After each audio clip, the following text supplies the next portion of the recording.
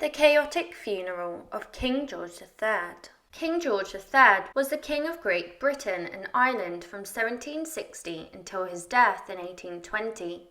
He was born on the 4th of June 1738 and reigned for a remarkable 59 years, making him the longest reigning king in British history at the time. George III was born in London, England, and was the grandson of King George II. He ascended to the throne in 1760 at the age of 22, after the death of his grandfather. Initially, he was popular among the British people, who had very high hopes for his reign. One of the significant events during King George's reign was the American Revolutionary War. The American colonists sought independence from British rule, leading to a conflict between the colonies and the British government. George III was determined to suppress the rebellion, but ultimately the war ended in American victory, resulting in the formation of the United States of America. George III also had a strained relationship with Parliament. He believed in the power of the monarchy and desired more influence over government affairs. This led to conflicts with Parliament and frequent changes in the government. He appointed and dismissed numerous prime ministers during his reign, which contributed to political instability. He was also involved in the Napoleonic Wars, which was a series of conflicts between Britain and France under the leadership of Napoleon Bonaparte. Britain formed coalitions with other European powers to resist French expansion.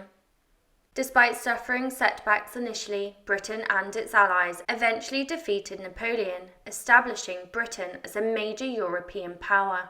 In the later years of his reign, George III experienced recurring episodes of mental illness, which are believed to be symptoms of porphyria. These episodes affected his ability to rule, and his son, the future King George IV, acted as Prince Regent from 1811 until George III's death. King George III's reign had a profound impact on British history. He presided over a period of immense change, including the loss of the American colonies and the rise of the Industrial Revolution. He also played a significant role in the development of constitutional monarchy and the growth of the British Empire. His reign is often remembered for his struggles with mental illness, his role in the American Revolutionary War, and his efforts to exert control over government affairs. Despite the challenges he faced, his long reign left a lasting mark on British history. The funeral procession began at Windsor Castle, where the king had passed away. The coffin was placed in a hearse drawn by 6 horses and covered with black velvet pall, adorned by silver decorations. The funeral procession was a grand and elaborate affair, with military personnel, nobility, and members of the royal family partaking. King George III passed away on the 29th of January 1820, but it took over 2 weeks for his funeral to be held on February the 16th, 1820. This allowed ample time for all the necessary arrangements to be made for this magnificent occasion.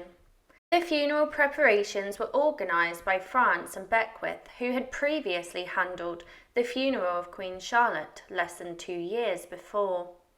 According to the newspapers, this event surpassed even the grandeur of the celebrations for his Golden Jubilee in 1809 and the funeral of his late wife, Queen Charlotte, in 1818. In the past, accommodations and horses were secured on the day before the event. However, this time it was nearly impossible to find lodging anywhere, as everything was immediately booked as soon as the date was announced. Many people had to settle for sleeping on carpets instead of beds. And at 9 o'clock in the morning, several close friends of the late king's household were granted access to view the body laying in state. Shortly after, His Royal Highness the Duke of York, accompanied by Colonel Stephenson, inspected the preparations for the royal burial. An hour later, the gates were opened to the general public. Thousands of people wanted to pay their respects, resulting in somewhat a chaotic situation. Men and women of all ages were tightly pressed against each other, posing a risk to their lives. The police stationed at the gates did their best to control the masses, but their efforts were in vain. The cries of women and children echoed in every direction, and several women fainted and had to be rescued from being trampled. A detachment of artillery under the command of Colonel Cathcart, stationed in the Long Walk, began firing a salute at daybreak. They continued with 5-minute intervals of gunfire until 8 in the evening, when they switched to firing 1-minute intervals. Throughout the day, the great bell of the chapel, as well as the bells of Windsor and Eton, tolled solemnly. As soon as daylight appeared, a multitude of carriages could be seen converging on the town from all directions. During the course of the day, several thousand individuals were granted entry into the chambers where the body was placed for public viewing. However, at 3 p.m. the gates were closed, and nearly an equal number of people were unfortunately excluded from witnessing this profoundly solemn and impressive sight. At 7 p.m. His Royal Highness the Duke of York entered the room of mourning and took his seat at the head of the coffin, assuming the role of chief mourner until the body was relocated. The following morning, the various groups that had joined the procession gathered in St. George's Hall under the guidance of Sir G. Naylor.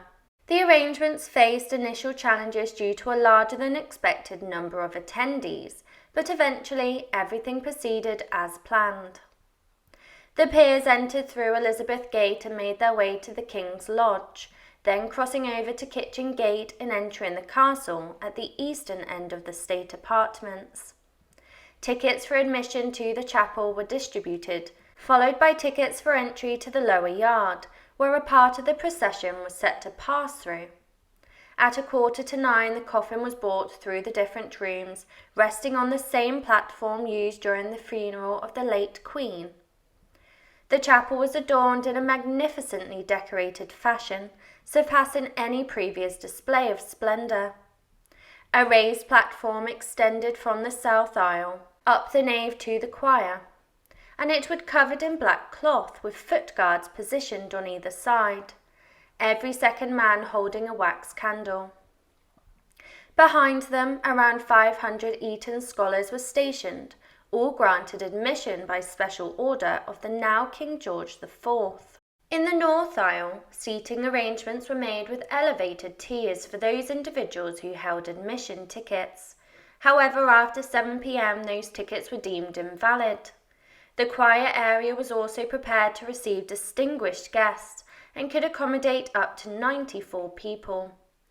The chapel itself was draped in black, including the knights' stalls. The altar was adorned with black hangings, and temporary seats were set up nearby for foreign ministers and other notable individuals attending the procession, such as the Duke of San Carlo, Count Leven, and Baron Linsingen. The communion table was covered with gold plates sourced from both the Chapel Royal in London and the Chapel Royal in Windsor. Above the royal mausoleum, a canopy made of luxurious blue velvet was placed. At its top, a golden crown rested on a cushion, while a Gothic scroll with festoons adorned the border, displaying the royal arms.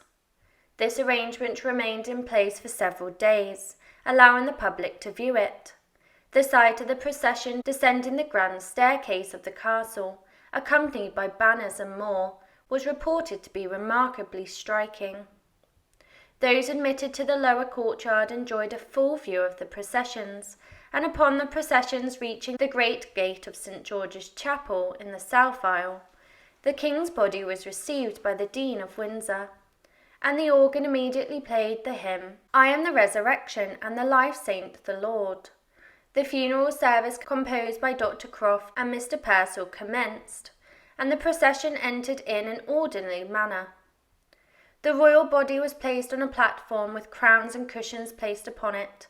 His Royal Highness the Duke of York, serving as the chief mourner, occupied the position at the head of the corpse, with supporters on either side.